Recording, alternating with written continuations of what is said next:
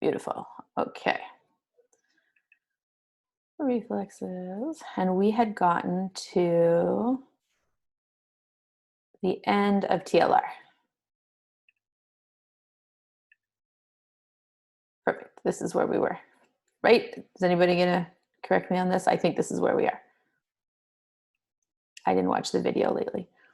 So sample intervention activities for tonic reflexes, right? So calling it tonic reflexes, they're all tonic reflexes, right? Symmetrical tonic, asymmetrical tonic, and the tonic labyrinthine. And I like this, like, remember to focus not on maintaining the static position, but the transition into and out of prone. Okay, these are the positions that work those the most, because that's how we do it as a baby. It's in and out of prone in baby position, right? The child should remain static for brief periods. Even minimal weight shifting from the child's center of gravity may activate the muscles of the spine and shoulder girdle, right? So if you're in a 4-point position and you're literally just rocking a tiny bit or shifting a tiny bit, you are activating the muscles that go against being in prone and against the tonic position.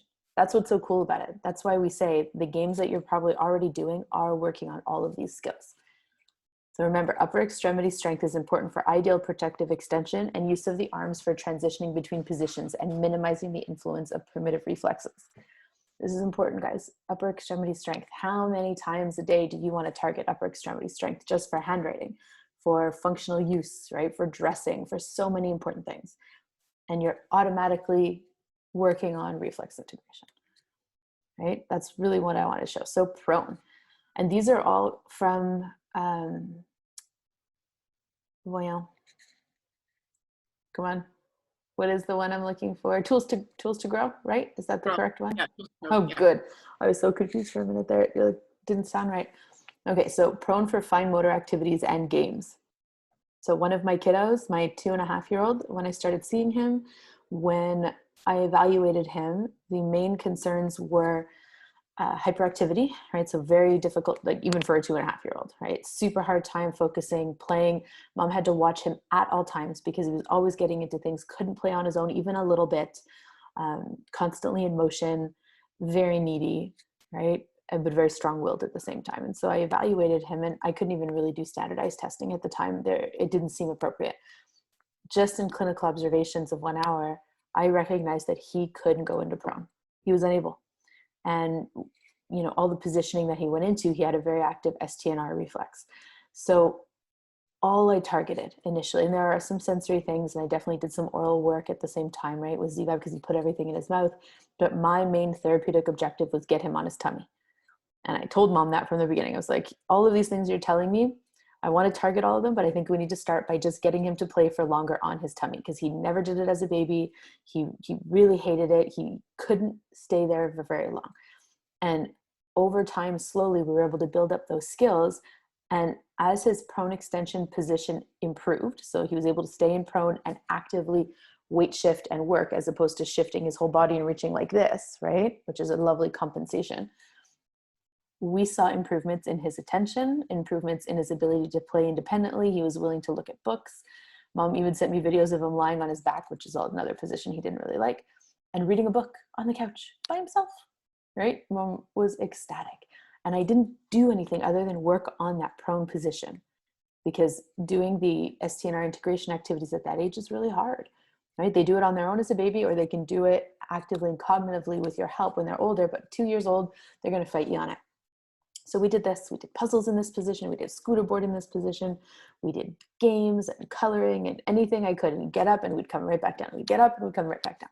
So you can do that. You can do that with your older kids. A lot of them still can't do this. When King and I saw somebody this weekend who couldn't stay in that position, right? It's both an evaluation and a treatment, right? So these are different ideas, right? Holding a large dowel with both hands. Use this to push a ball back and forth, right? So pushing like this, you could do it with a pool noodle. Use arms to push a ball back and forth. Same thing, using the big therapy ball. Color, print, draw, read. These are things you can tell families to do at home, guys, okay?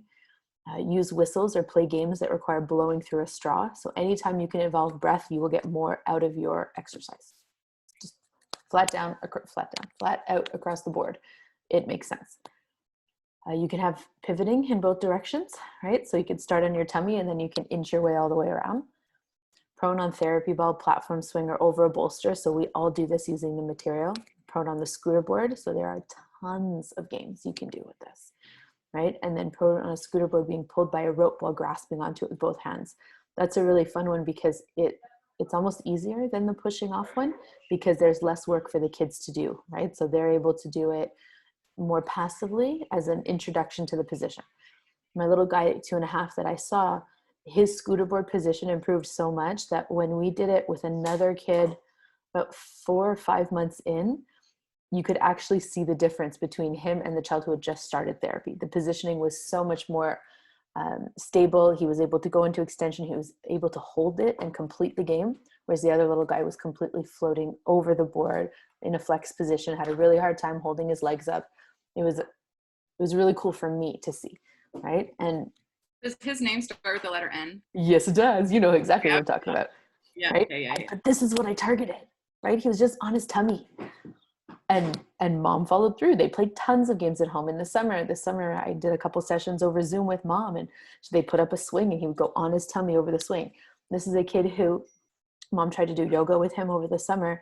And she said, okay, I got him. And I tried to get him to do the downward dog position and he freaked. He absolutely freaked and refuses to do any kind of yoga, right? Hi, vestibular, what's up? And so now they've been doing games where he's literally in that position, right? The downward dog position, but over a swing.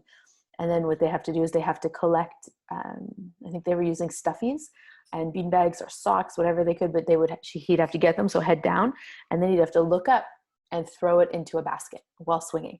So right there, we went into STNR position, right? In and out of it.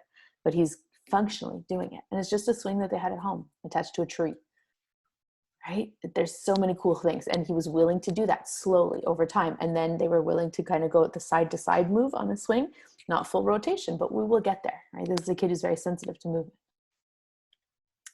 Supine flexion, right? So meatball position activates muscles antagonistic to the tonic labyrinthine supine reflex, okay?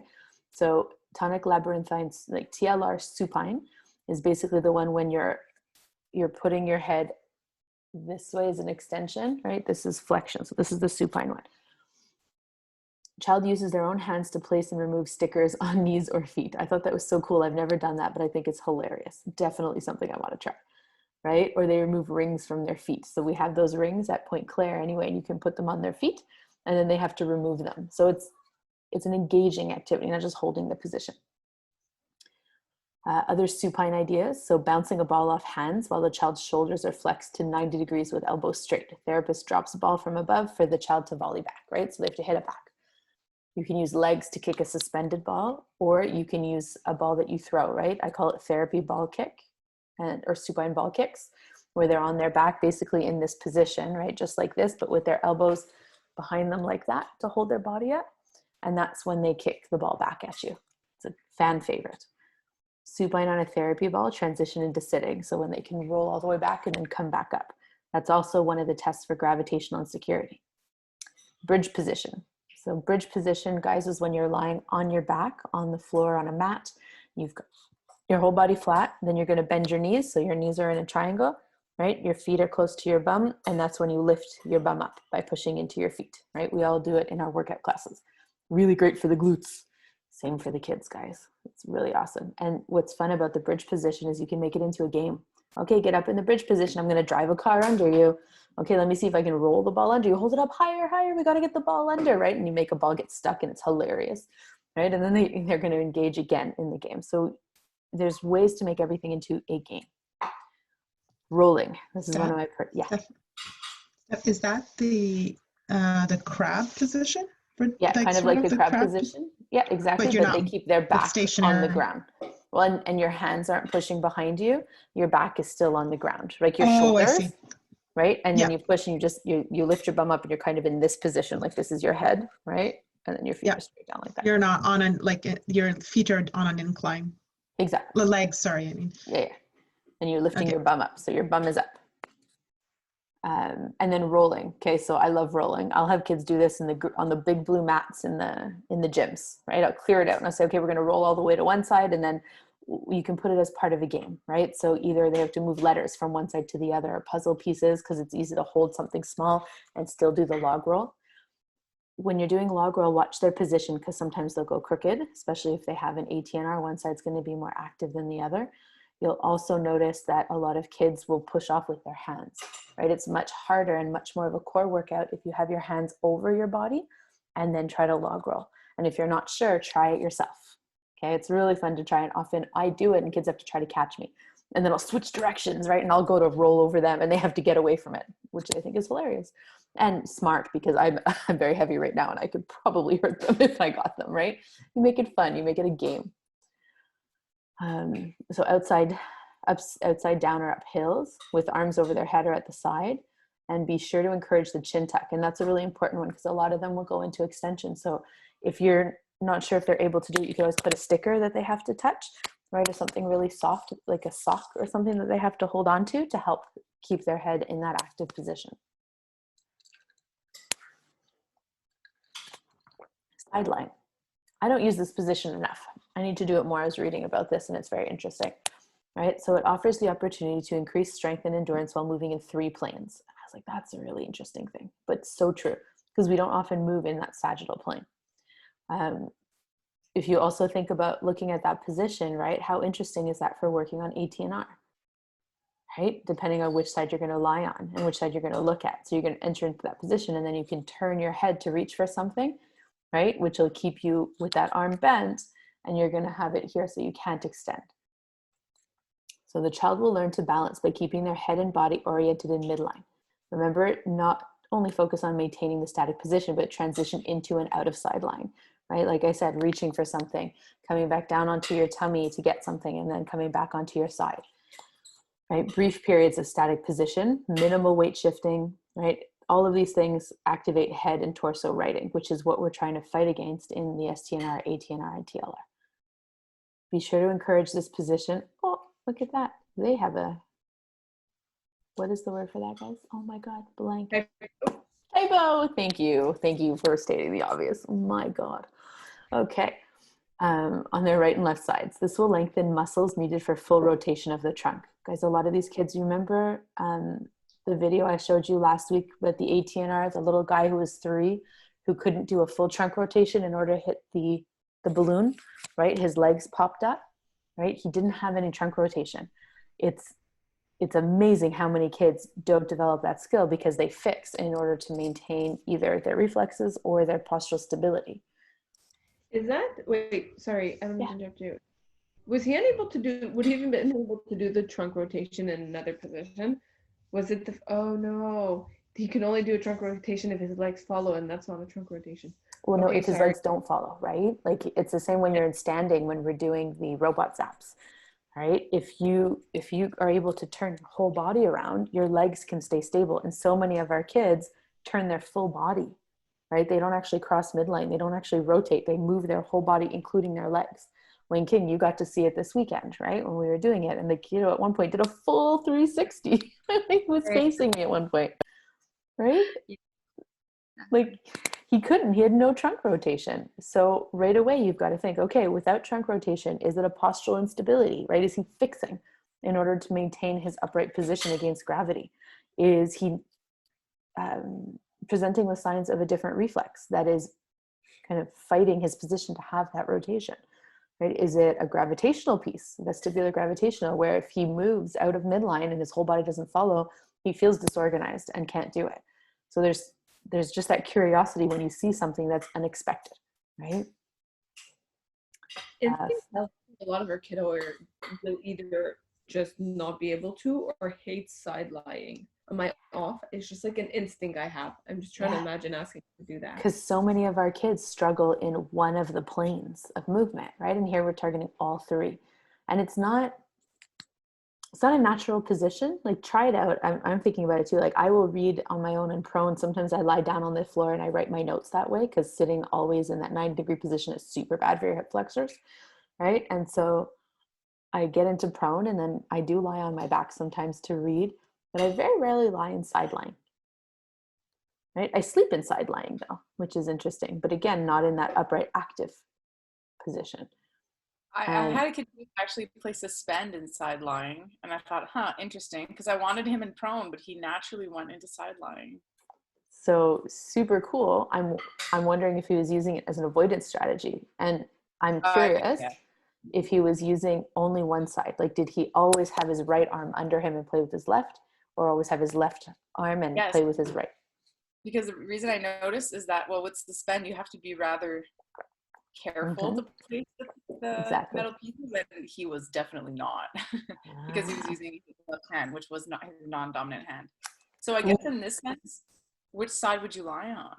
Well, on your non-dominant? So that I think I would want both, unless you have ATNR on only one side, but I would definitely take turns doing both. Alternate, eh? Okay. Okay.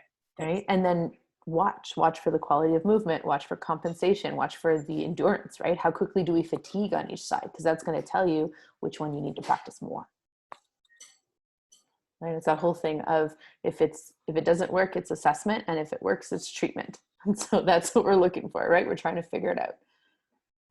And then the reaching, right? So use free arm to encourage reaching and other movement manipulation. So he did this on his own, the kiddo that Alexia is talking about. But we definitely still want that kid in prone, right? But it'd be cool to see, again, they talk a lot about going in and out of positions. So maybe he can build up his endurance in each position, right? So prone, going to our right side, prone, going to our left side. So instead of treating it as like the wrong position because you wanted prone, if you treat it as a game where he has to switch in and out, you're targeting all of them and helping him build his endurance. So these are just ideas, right? Swat a suspended ball with free arm. So a suspended ball, sometimes they call it a Marsden ball, right? You can make one in the clinic. I've had many made and they've been destroyed. So we just make it when we use this. Oh, what did I touch? Sorry. Nope. A balloon, right? You attach it to a string and then we attach it to the suspension points. I use it with some of the ropes. And I'll attach them, like just tie a circle and a knot around one of the balls and attach it with a carabiner. You can make them quite easily. There's really no point in creating one that stays because you're going to need different size balls or the balloon depending on the ability level of the child, right? But that's what it's called, a Marsden ball. And you can look up Marsden ball games too, because there's a lot with ocular motor stuff with that. 4-point quadruped. This is one of my particular favorites. Right? I do this a lot. It's super interesting on the glider swing, right? Level 1 is prone. That's what I always call it. Level 2 is 4-point. Level 3 is standing and having to get in and out of standing position. And so many kids struggle with 4-point kneeling. So on a tilt board, right? So that's one of our rocker boards or balance board, turning head side to side, raise head up and down, or roll neck, right? Like this, rolling it without moving knees or hands, because you're basically targeting all of the reflexes in this position. And then rocking body back and forth or side to side while the knees or hands are planted. So we're going to see that is the STNR rocking, right? So I showed you guys those videos last week, right?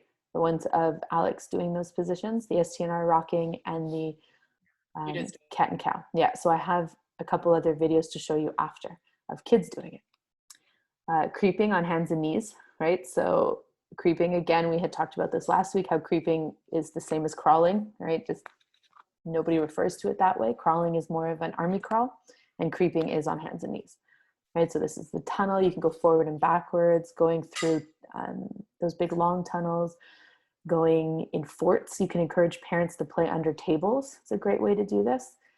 You can creep over obstacles, cushions, pillows, bolsters. You can creep sideways, which is really fun. And again, triggering the ATNR, right? Think about what position. If you're going to look to the side, maybe that arm's going to shoot out, right? So anything where you're going to move the head to look where you're going. So animal walks, all these kind of things are really fun. Tall kneel and 1/2 kneel. So again, these are all positions against gravity, right? We're just moving our way up against gravity. So transitioning between tall and 1/2 kneel provides an excellent opportunity to develop the strength and balance to not only minimize influence of reflexes, but develop the motor planning, energy efficient and functional movements.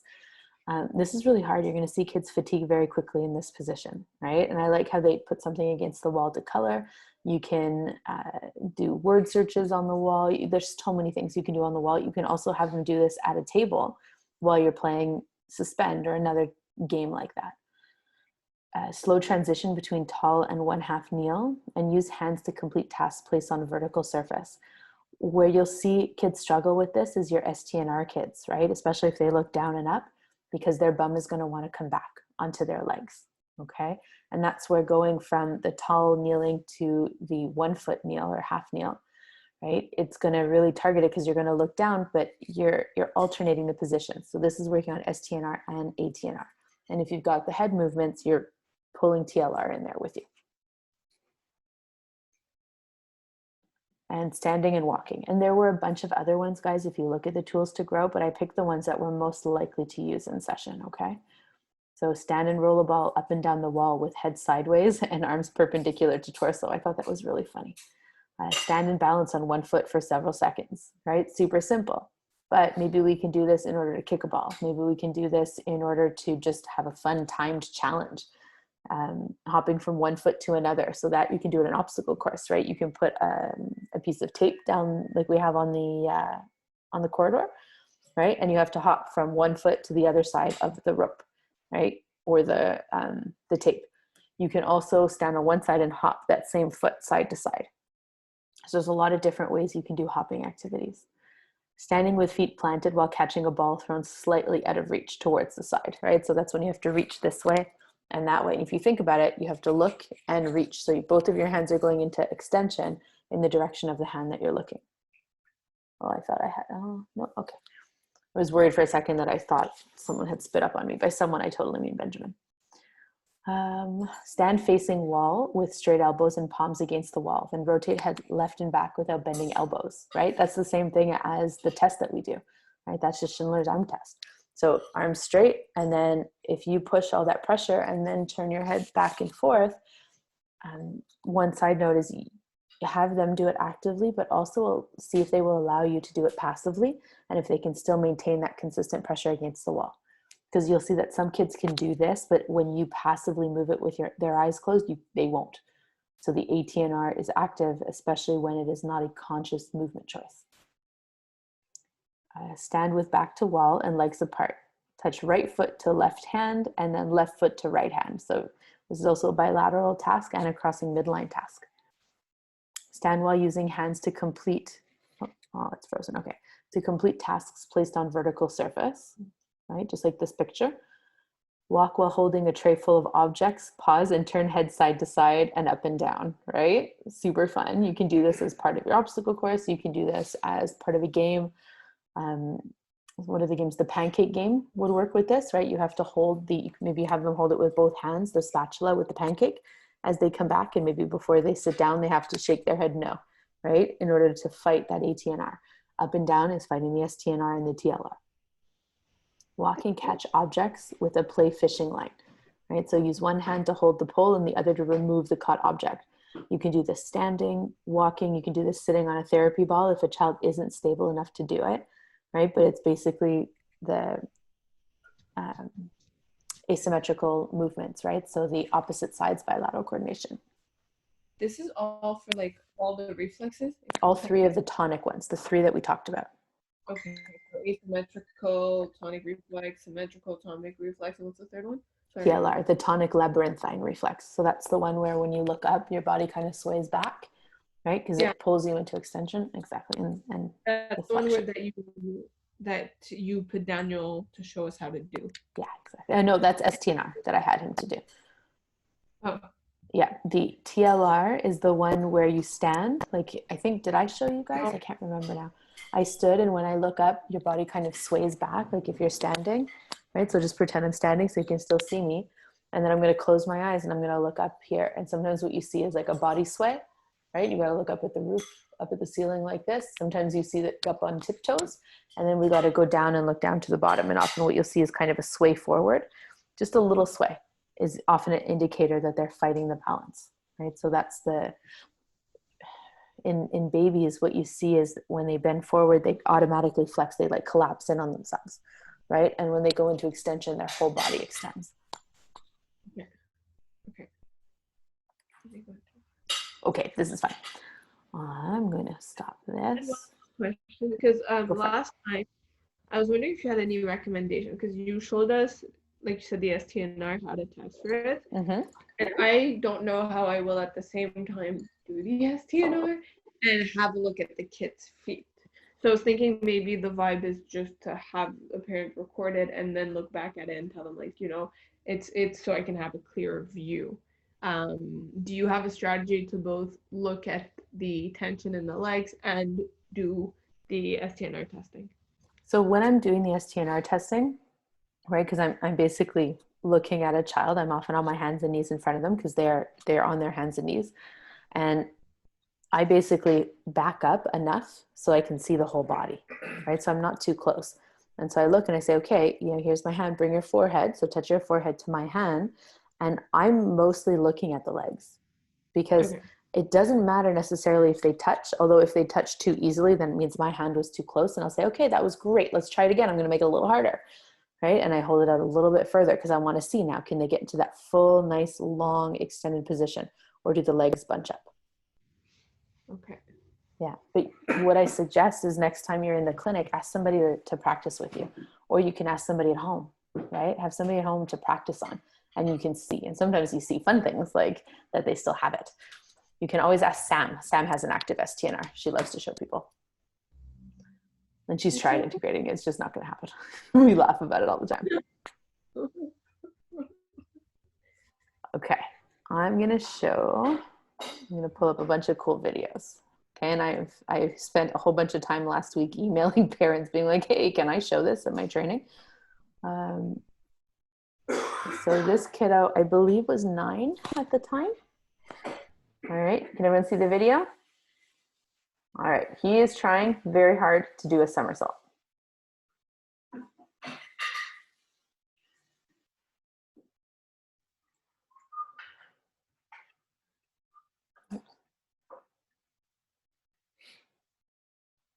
Okay, you guys want to see again? Look at this poor kiddo work so hard. And his younger brother was there that day and had easily done a somersault, and that is what got us into doing this. It wasn't one of our objectives, right? And I mean, and he quit because at this point he realized he couldn't, and it was done. Like, he was over it. Wait, can I say it one more time? Sorry, I'm just trying to understand where it breaks. Okay, and think about what reflex is getting in his way here, guys.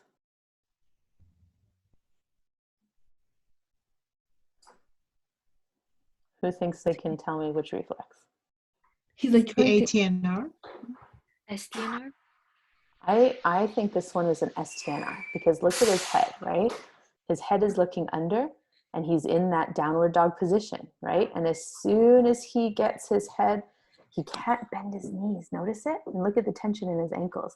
He cannot get his head bent and keep his arms straight enough to get his weight over his head. As soon as his head goes down, his arms are trying to bend. You're seeing a ton of tension in the arms. Watch. He looks down and his arms just collapse on him. Oh my God, that's so sad. Right? Now, to bring this into perspective, okay, this is where I'm going to pull in my kid because I'm going to show you what he was doing yesterday. All right. Okay, hold on. I love that he did this for me yesterday, just as I was thinking about it. Please ignore the mess that is my house. All right. Also, please remember, he turned 2 last week, 2 years old. Okay, and we don't actively teach. Did you see how easy that was, everybody? Also, I should put the volume on because look at the awesome language development. I'm so proud of him. Oops, oops, ah.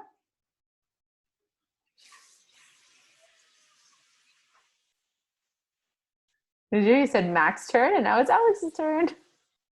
No, we can't. We can't hear. We can't hear it. You can't hear it? Oh. No. Okay. Anyway, that's what he said. You'd have to enable. Yeah. You know what? I probably have to take up my headphones so you could hear it over my speaker, and that won't work for you guys because there's dishes happening in the background that I don't want you to hear. It's just loud. Anyway, do you see how easy that was for him? Right?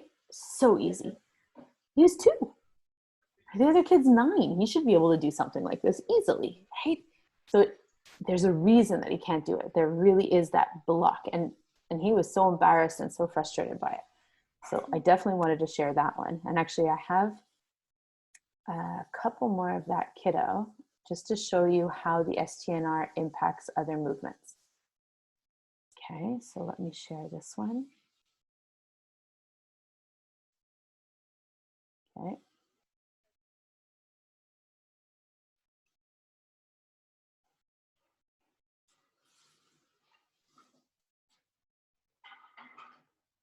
Right? Look at, he's working so hard.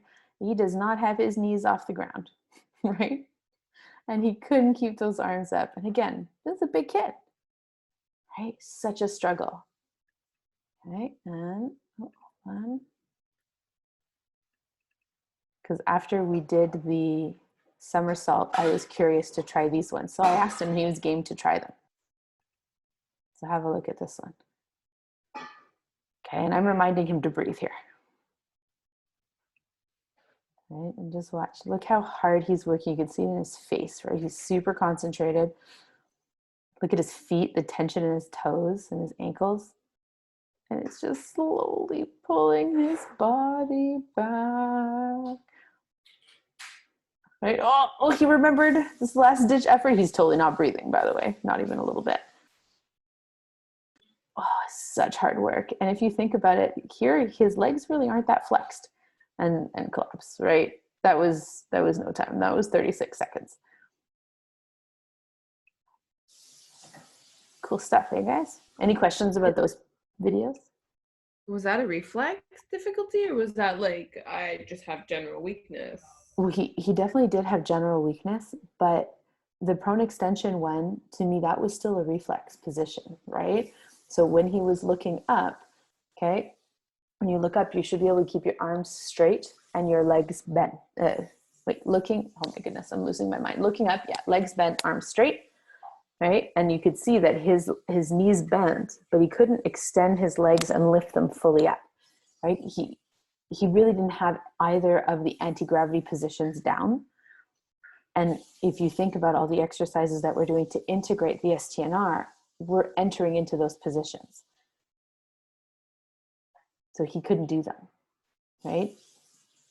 So there's a general overall weakness, core weakness, but again, the STNR is also present and is often more present in children who have core instability because they haven't developed those muscles because something has been getting in the way of the movements that they would typically have done to develop that in childhood, namely crawling, right? That builds all of those, and climbing and all of this stuff that we encourage kids to do in our sessions and that we hope kids are doing at home, which they aren't always, and it's not cool. Which other one do I want to show? Ooh, okay. Here's another fun one. So I have permission to show you guys this one too. I'm really excited about this. This was just before COVID. I was working with this kiddo and we've got a couple reflexes that we're trying to integrate for a history, right? So she's adopted from the States, had a methadone addiction in utero, right? So mom was on methadone, which is what people take often in the States to get off of heroin, especially while pregnant, but it is still a drug, right? I've had 2 other phone calls from families who had a similar story. They actually have homes where moms, especially moms who are on different drugs, right, where they go to be clean in order to have their babies. It was very interesting. So methadone addiction, adopted at birth, right? So in a very loving environment from right away. Crazy vestibular issues. When mom would try to put her to sleep as a baby, she would literally take her, she told me, hold her upside down and put her in this position.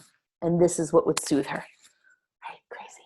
Tons of ear infections, had tubes. We've done a lot of work on vestibular because she falls all the time, walks into things. So ocular motor and body awareness and visual perception and vestibular are not communicating.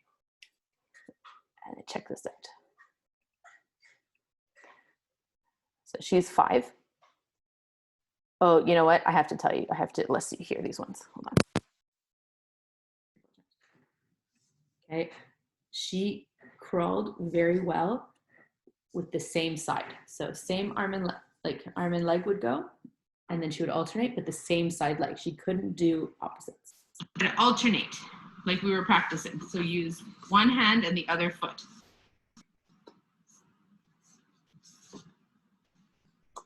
Okay, and now use those, yeah.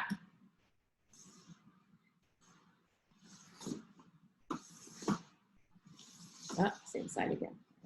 Yeah, you're right. You caught yourself. What a good catch.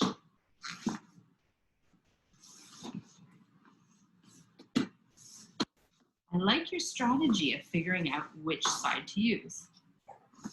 Look how hard this is.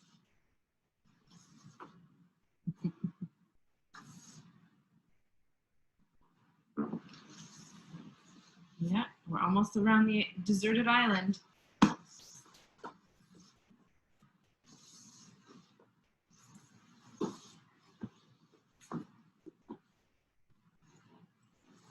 Oh,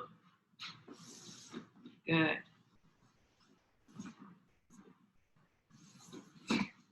And one last one. Wow. Right, and even her last one was the same sides. Hi, Karina's big girl. So cute. What a beautiful baby. Thank you. Very curious baby too. Those cheeks. So does the girl have an hemiparésie? Sorry. No. Oh no, she's perfectly functional.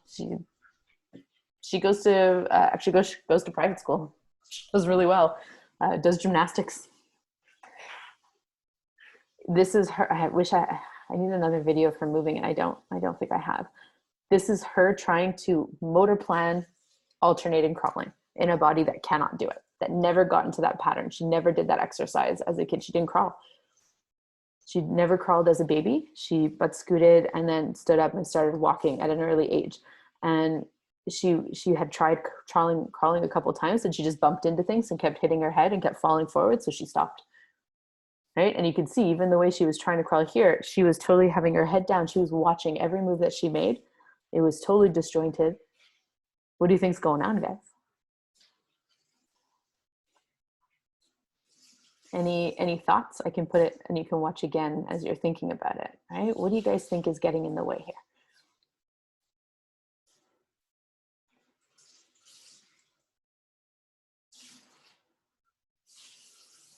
And do you see how she keeps almost falling forward, right? Especially when she's looking at her legs underneath. And notice how she sits really far back. Her bum comes all the way back onto her ankles at different times. Right? Always like that. Oh, and she switches. Any ideas? Anyone want to hazard a guess? Is that the STNR? Yeah, the STNR is definitely very active in here. And I'm questioning ATNR as well. But she's not turning her head side. Oh, see right there, she did. Okay, so let's back that up. Okay, now watch when she looks to the left. Did you see how her whole body followed? Did you see that wiggle? Yeah. Right. There's the ATNR.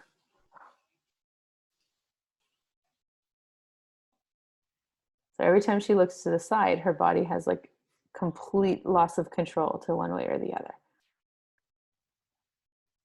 And she worked so hard for this, guys. Like she was exhausted. Oh, did you see that? She looked to the right and her whole body tended to follow.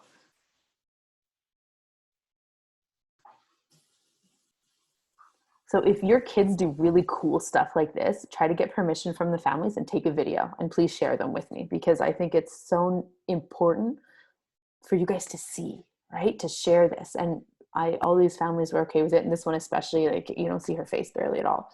So they were really happy to share it. And it's, until you see it, you don't know what you're looking for, right? So this is a great way for me to share that information with you.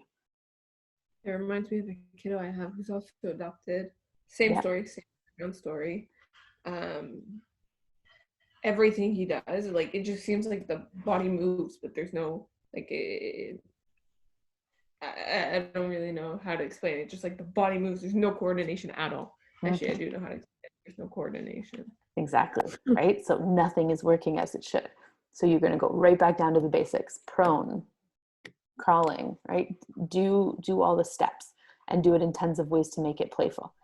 Here's another Max video just to show you how easily we get in and out of these positions. Okay, this is his first time on the swing. Look how stable he is. He is, I can't remember where we took this. So he's definitely not even a year and a half at this point. I think this was at Christmas. So he's like 15 months, right? But watch him just get on and off. Super easy, gets into 4-point. But look how stable he is. His head's up. He's keeping his bum up. he weight shifts without collapsing, and then he falls to the side. And he's like, okay, cool, I'm off. Right? It's amazing. Okay, here's another great one. Actually, before I show you that one, oh, share screen. Okay, so here's the cat and cow that we talked about for STNR. Okay, this is a really good demonstration of how limiting the STNR can be, how hard a lot of our kids are working. These are the next two videos, okay? So I'm showing this kiddo how to do it, right? You can see the hyperextension, right? So I'm asking him to try not to do it. And we're gonna turn his hands in to try to avoid that position. Okay, so this kiddo he's 5 at the time. And I'm trying to show him, look under, and see there's no back movement. Ah, look at that, we go right into the downward dog position. So that one's not as bad, but again, you've got hyperextension. And this kiddo has a head tilt. So he's wearing glasses on that, and we're working on it in other different ways. Look at how hard he's working, guys. Isn't that incredible?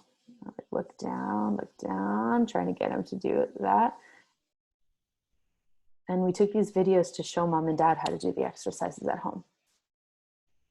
So Steph, their gaze should move with, like, look up and then look back, like at their knees almost. Yeah, because if you think about the eyes, right? The body follows the eyes all the time, Right. all the time. So it's a really easy way when I say look up, right? It's a way to get the whole head to come up. Very rarely are you going to get this, right? The kid just looks up, like their whole body's going to go, and then they're going to go down. So use the vision, and you can put things on the wall, right? You can have a letter or a card or a toy, and then one down below, right? Okay, look up at red, look down at the blue, look down, and it helps. But you can just see, right, how hard he's working. But then compared, sorry, I'm jumping ahead. I know with the rocking, where should their gaze be between their hands when they do the rocking? Yeah, it should be right here. Yeah, okay. Neutral spine. Because when I demonstrated it, like I obviously had to do it and that felt more natural, but I wasn't sure. Okay. Exactly. Because one of the kids was looking straight ahead and it looked awkward. Exactly, because it's activating the STNR position, right? Which is what we don't want to do. Okay, thanks. I'm trying to do it. Yeah. I'm glad the video's not on. So they're kind of like cat pat. What? Looking down, like look. It's like yoga. It's like yoga moves. When you look down, your back arches up, right? So and when round you look back, you round your back. Exactly. And when you look up, your back comes in, right? Like you're concave. Okay, so we're looking at the position of the head, the position of the body, and where they're looking. Exactly. And you want to make sure their hands and their knees aren't moving and their hips aren't rocking back and forth, because a lot of kids, when they do it up and down, you'll see they start to bring their hips back, or they move their hips. They need to be stable over the knees. That's perfect. Thank you. I have a question. Yes. So the when they are arching their back, Mm-hmm. we're doing that to prevent them from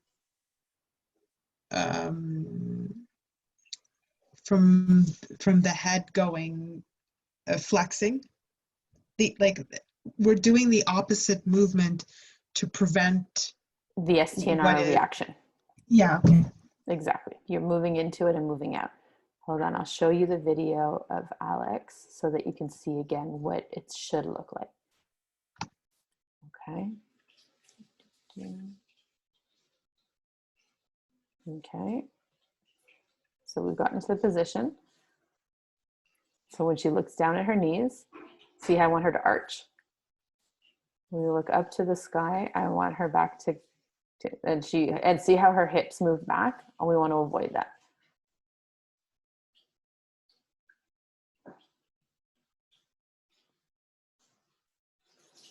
Right? And you can see her movements get better. And she is, there's some hyperextension there.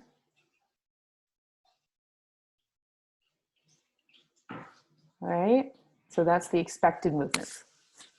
Alex just walked by and saw herself. She's like, hey, that's me. You okay? Why are you showing my videos?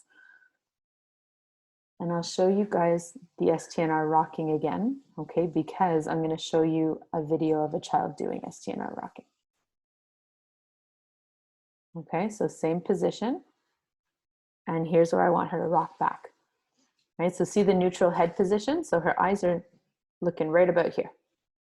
Right, she kind of lets it drop, but I want neutral.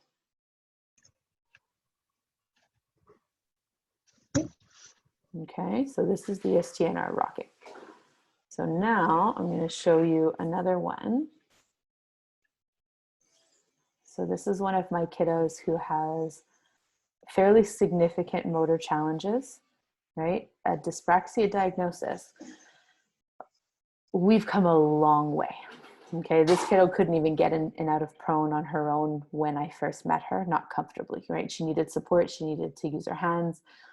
She had never crawled, never got on her hands and knees, right? When she got to climb onto the blue cheese, for example, right? The first time I saw her do it, I expected her to put her hands and get her knees on there, right? To climb up and do the zip line. Instead, she got there and she turned around and she tried to sit her bum down and then turn her body.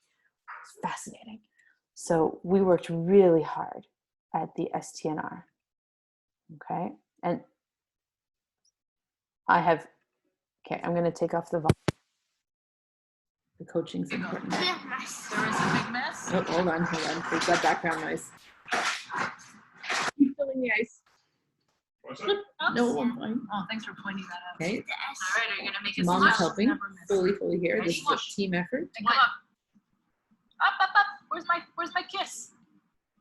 One. Okay, and back. And notice the collapse. She just collapsed. She again. cannot keep her head in neutral. And again. Okay, and then we get a rhythm. Wow. And then it Good collapses. mama, that was really good. Oh, did you guys bump completely? Yeah. All right. All the things that she's doing wrong right now are that she's lifting her feet, The STNR. she's not getting a rhythm. Yeah, she can't find a rhythm. She can't do the position easily. Her whole body collapses. Right? Ooh, there. See how when she gets her head neutral, we get the rhythm? Her head's not looking down, it's not looking up. And that's why I had mom, because she couldn't do it on her own. Right? But look at her ankles. Her ankles are really, really tense, which is why we put this here, because she couldn't do it, and it cued her to keep her legs down. And I'm physically trying to hold her ankles down. Up here. Last Right? one. Super hard work, guys. And they did a lot of time trying to do this at home. A lot of time. So glad I have some of these videos to share these with you. And do I have any more of these ones? Nope. Okay, so those were all the ones I wanted to show you guys for that. Oh, it's already 8:24. How do we do this? Okay, back to the PowerPoint, and we'll see if we can power through some of the other stuff, and we might have to finish next time. Where did my PowerPoint even go? Okay. You guys have any questions about all the videos that we just did? There was a lot of stuff. Are these particularly serious cases, or should it like more difficult, significant motor issues? No, like the last video I showed you, yes, we've come a long way, and we still have a long way to go, right? Like, oh, sure, yeah. Plug it in so you can hear me better. Right, so the situation, yes, and you could see that she's working much harder than a lot of the other kids in the videos, right? The kiddo who was doing the English somersault, he has an Asperger diagnosis at a private English school, did really, really well in school, but had a really hard time with endurance, with gym, with handwriting, that kind of stuff. The kiddo who was doing the cat and cow, dyspraxia diagnosis, struggled a lot with motor stuff, but in a subtle way, right? Like his life ambition is to join the NHL. And he might, man. he is so determined. So, you know, he practices and he works so hard. And one of our goals is backwards skating. That's what I literally work on in my sessions with him. obviously not right now, but I was working on those things. So some of the kids do have significant motor challenges, other ones don't. They just look like they have really big challenges in these positions because they are the ones that are hardest for them. If you look at them playing, typically they're going to avoid these positions, right? Our kids are brilliant. They're not going to get in positions that don't feel comfortable. So they'll avoid games that challenge them in those ways. That's why we play games that push them, right? We just push them a little bit out of their comfort zone. Does that make sense? Yeah, but also what I mean partially is it always that hard to teach them the positions? Was another kind of, like they had a lot of difficulties adopting them and doing them. Sometimes yes, sometimes no. But usually, yeah, like it's not going to be super smooth and easy at first because they can't do those positions for a legitimate reason, right? So it is going to take time, and we should see a gradual improvement in technique and ease over time as the integration happens, right? Because then the movement becomes routine. It's the same when you see a baby do it. Actually, I think I had one more video. I did it with a kid on Saturday, Yeah. and his form was actually decent. Like there was some tension in the legs, Mm-hmm. but after 30 seconds, he like could not anymore. Like threw himself on the mat and was like, "Oh, that was so hard." So isn't that crazy though, right? And like a long time, but could not. Yeah. Yeah, with the fatigue, and you do see that. Okay, so here's baby Max. This is when he's 6 months old. All right. Now watch. Totally on his own. I was so glad to catch this because I saw him doing it from the other room. Right? Watch it. Watch it. What's he's gonna do? Right. And there's the STNR rock. Right? And he's working on it all on his own, just chilling. And you can't hear me, but I'm going like, oh no, here we go. This isn't going to end well, right? Because this is going to end with him crawling, and there goes my sanity. So they all do it naturally. That is what's so cool. Often you see them do it in bed, right? When they're just chilling, waiting for you to come get them, and they're not yet screaming. And now I will share the PowerPoint again. Okay, so the fear paralysis reflex. So I want to talk about fear paralysis and Moro. Fear paralysis, there's a cool video that I have the link in here, and we'll either have time to watch it today or we'll watch it next time, or I'll send it to you guys.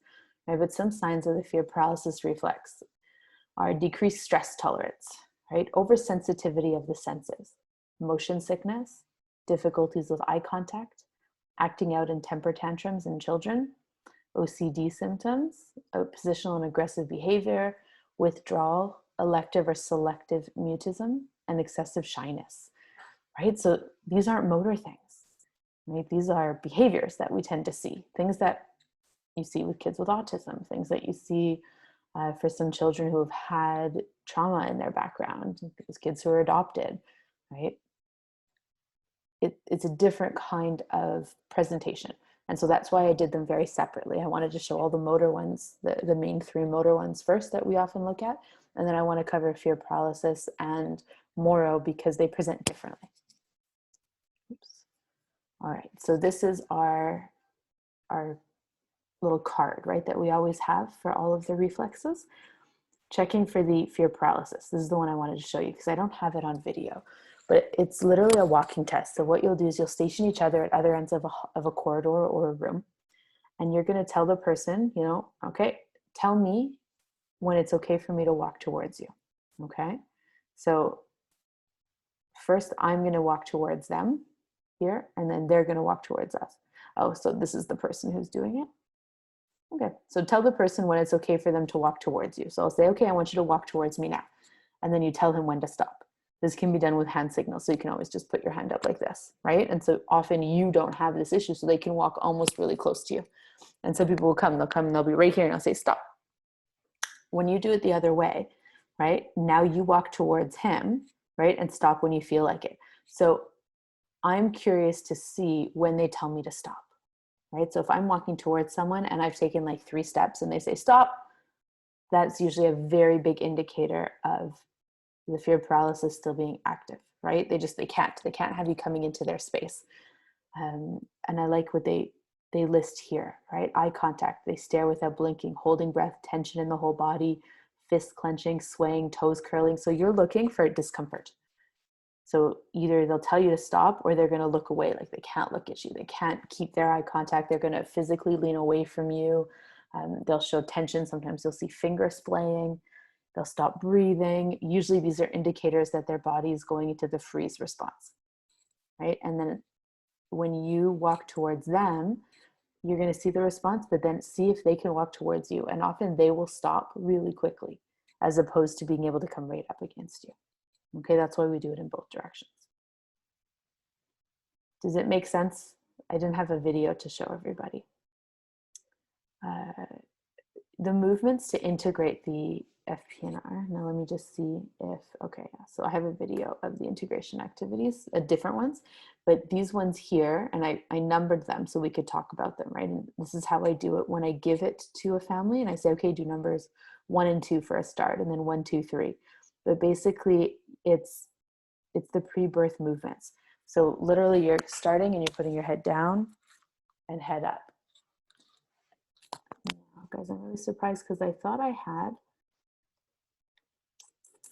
the information on the fear paralysis. The FPR reflex, right? The fear paralysis is experienced in utero and it's integrated, I believe, within 12 weeks. It might be even faster. I'm trying to think if I have the handout here. I don't have the other side of it. I thought I'd photocopied it. So when you're born, you shouldn't even have this reflex. It's really only in utero and it turns into the Moro reflex. So we don't often see it, which is why there's very few videos of kids with the reflex, right? Like, what does it even look like? It really looks like that, that positioning, that tension, that discomfort when we're heading towards the freeze response.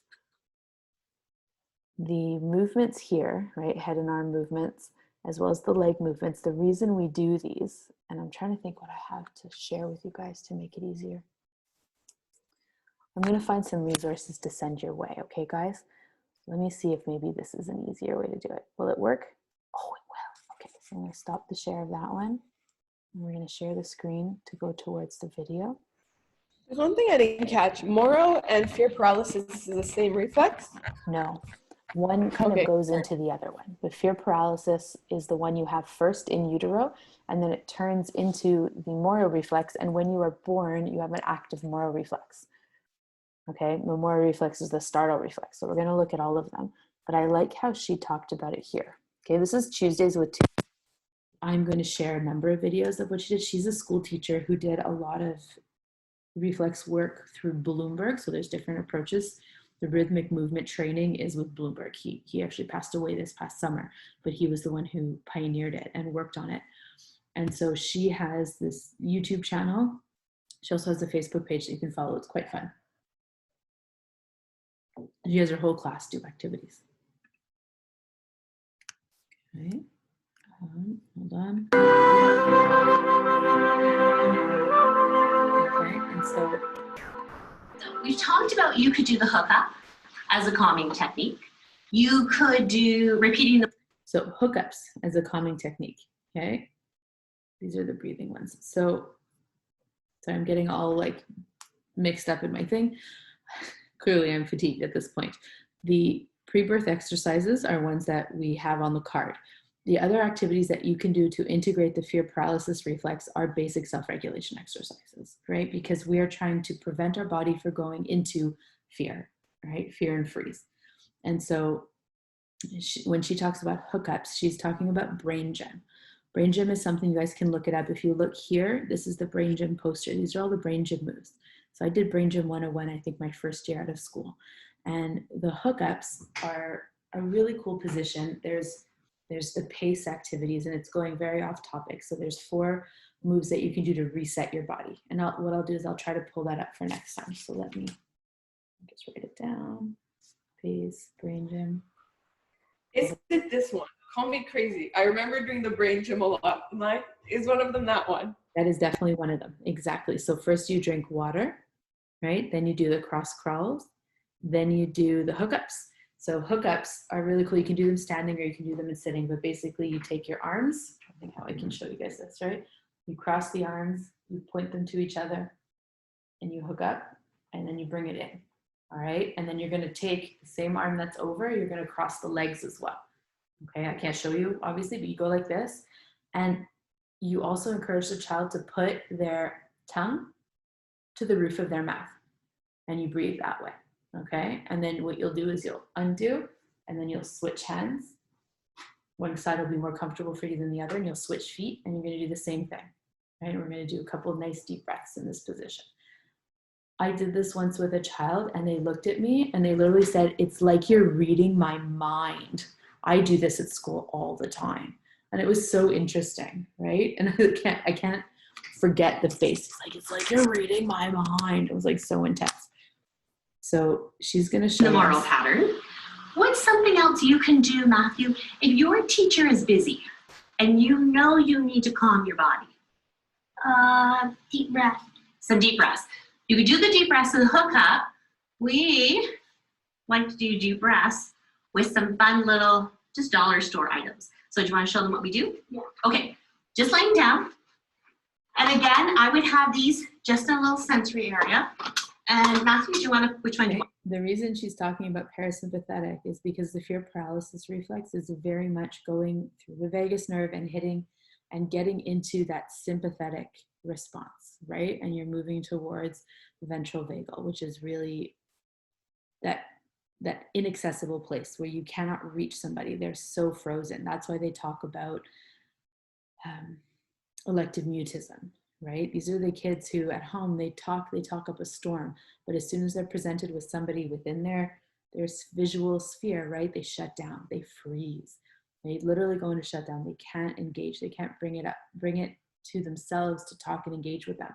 So when we talk about parasympathetic, the parasympathetic nervous system is our calming system, right? That's the one that slows our heart rate, brings us out of the stress response. So that's what she's trying to activate here, which again goes counterproductive to what the fear paralysis does. And anytime we want to integrate a reflex, we have to move into it and then pull ourselves out. The duck. We put the duck on the stomach. Okay? This is something you can do on your own, right? So you're going to take a deep breath in and push the duck up high. Breathe out and let the duck sink down. Nice and slow. Breathe in. 6, 5, 4, 3, 2, 1, and blow out. That might be a long count for little ones. So breathe in, push them up as high as you can. Hold them there. Breathe out.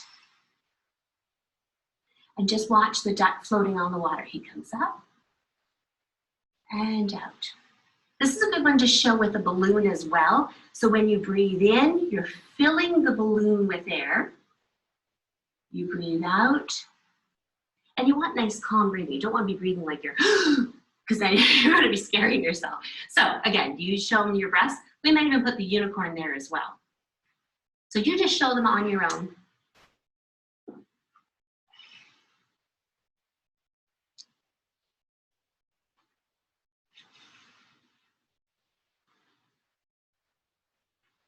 Can you breathe slower? So can you breathe in and push them as high as you can and just hold them there and then slowly breathe out. So this is another great calming technique. Thanks, Matthew. So Matthew, you have just taught a lot of kids out there ways that they can calm their body. If you guys are lucky, you might get to see this young man showing you some more techniques for things you could do in your classroom. Isn't cute? It's like, yeah, watch me. So when we're looking at the fear paralysis, guys, we're really looking at the freeze response, okay? There we go. Rolling bottom and ribcage rocking.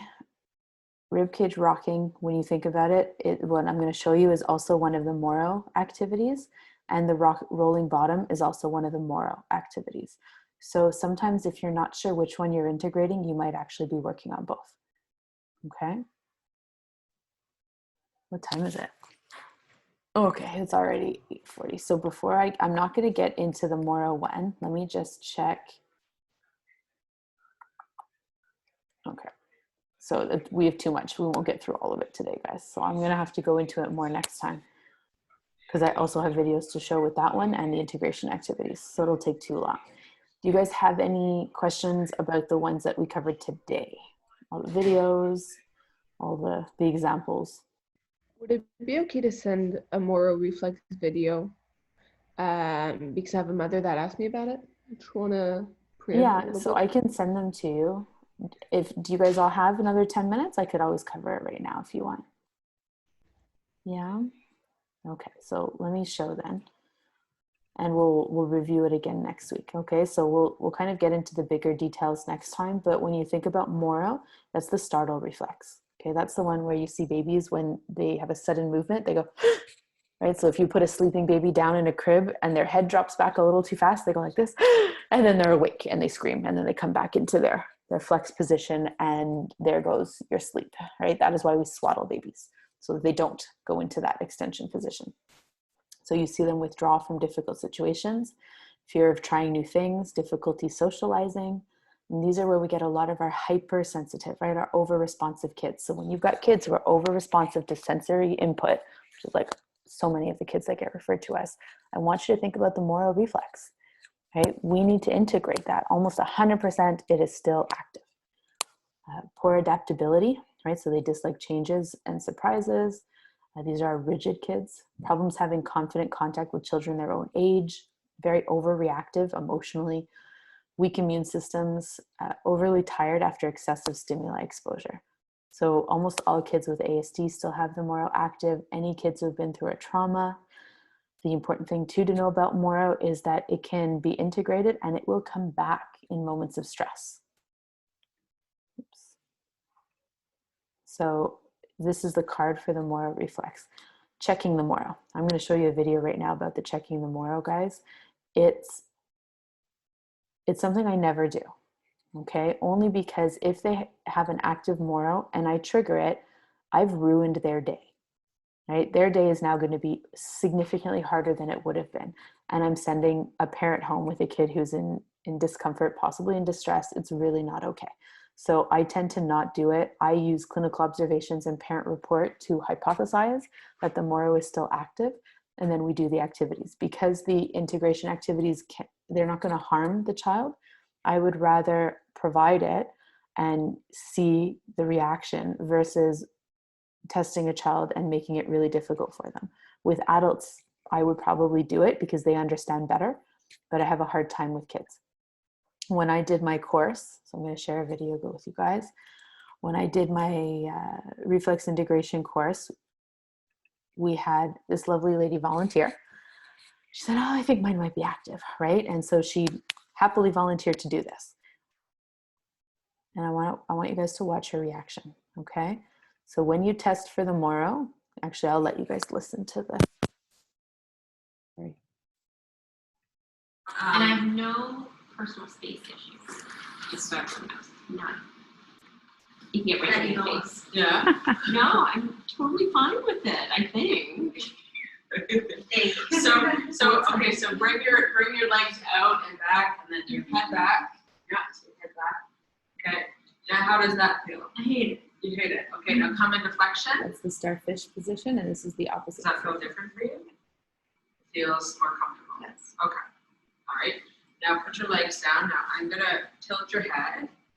So we're going to test each of the sensory systems. So this is vestibular. What is that like? So with some kids, So she said she doesn't response to that. Yeah, I definitely have a little. I have to adjust. Yeah, potentially, but you're just taking a part of the Moro response and tilting the head, right? Because the head goes back with the Moro, right? So you can just go back in their normal position. Okay. Do you want me to warn you when I do the legs or the? No, don't warn me. No. She's like basically trying to the nervous laugh, like. Okay, so put your feet up. Okay. So you're supposed to sweep the legs out from under.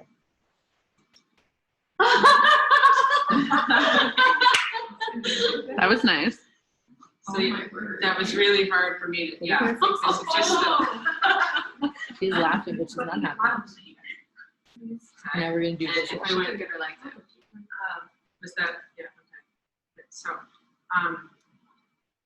okay, so, you know, if you want to do a hook-up position, so just cross your legs and cross your arms.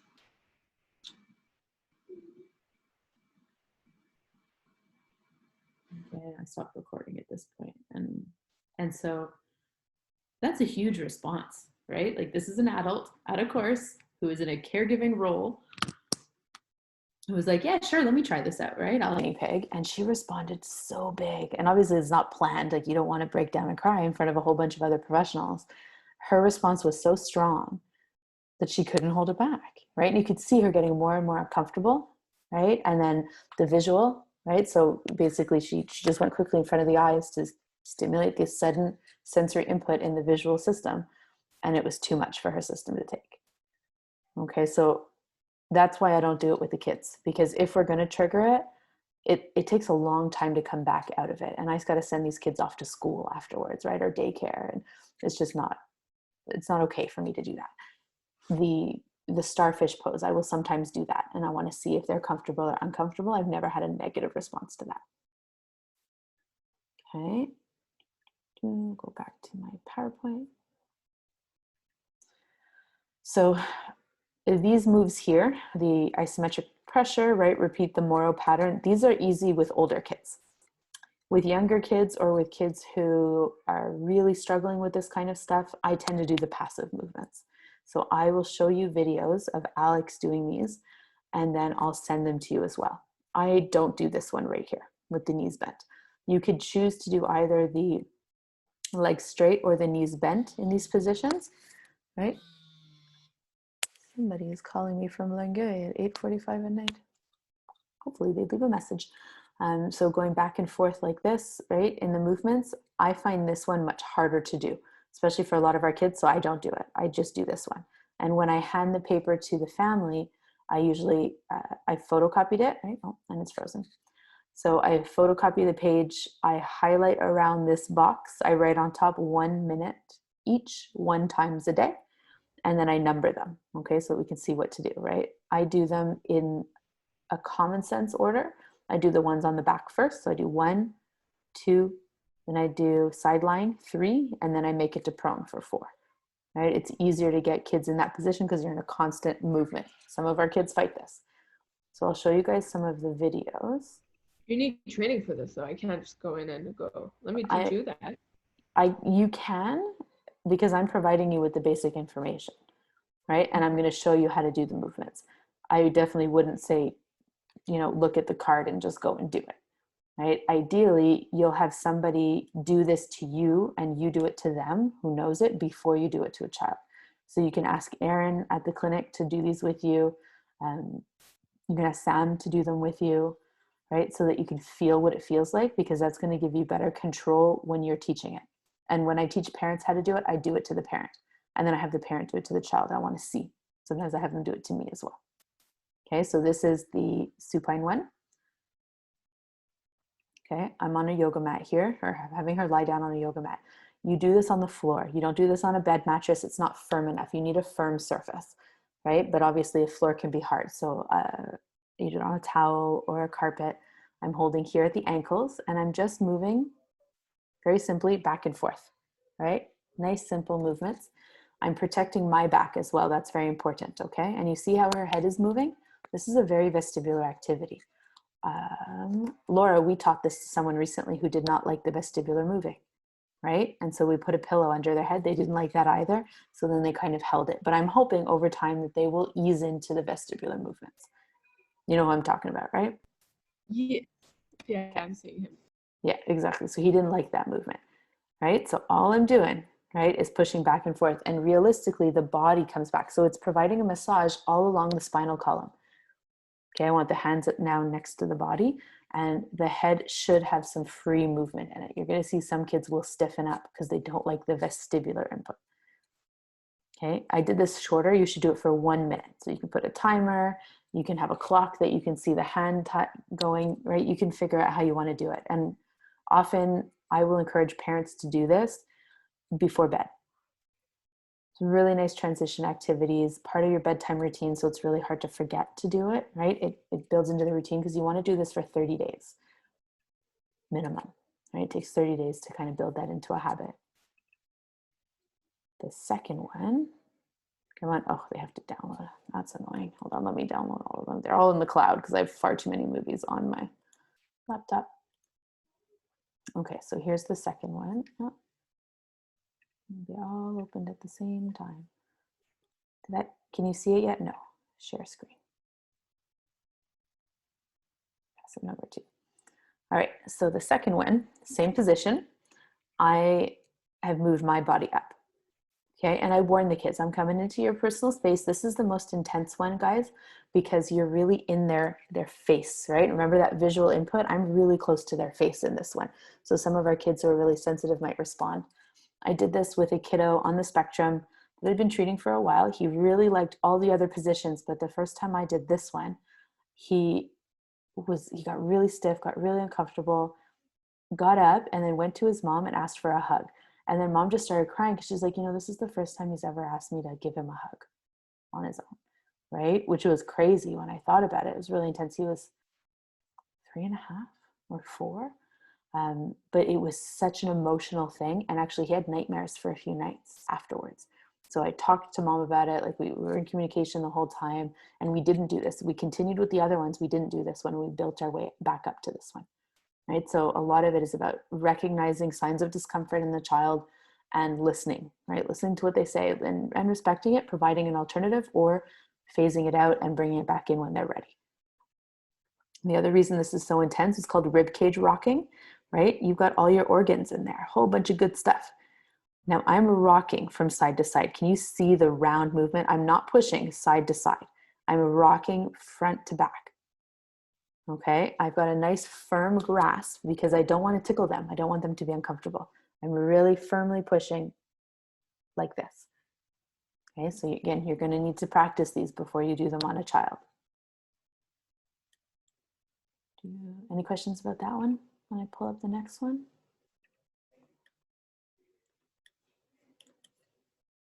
This one is number 3. Okay, so this one is in side lying. What I tell the parents is I say do one side and then switch to another side the next night, right? Alternate. I have them in side lying.